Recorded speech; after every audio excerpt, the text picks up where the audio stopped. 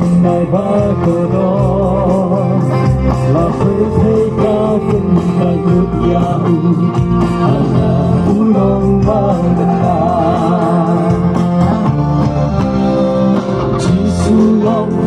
u bao lần ai ba cờ đó là phải thấy ca kinh là nước ya ana ulong bao lần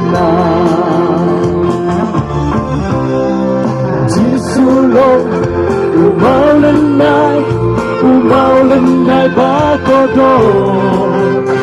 ya berkengan ikaw nai jikso ba batang siko una ilun ya baroko panyo ya ujisu jisu long mau lên nai ba có đô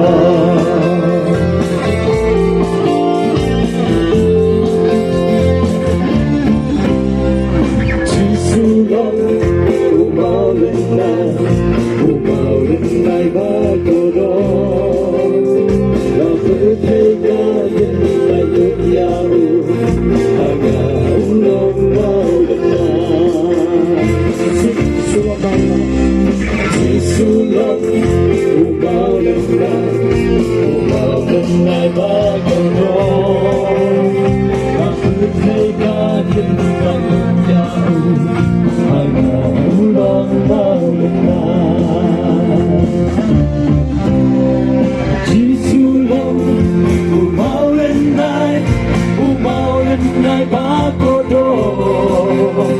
ya berkengan ikaw nai jikso ba batang siko una ilun ya baroko panyo ya ujisu jisu long mau nai ba có đô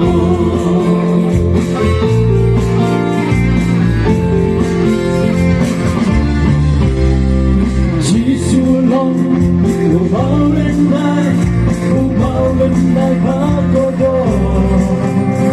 ya berkengan ikaw nai jikso ba batang siko una ilun ya baroko panyo ya ujisu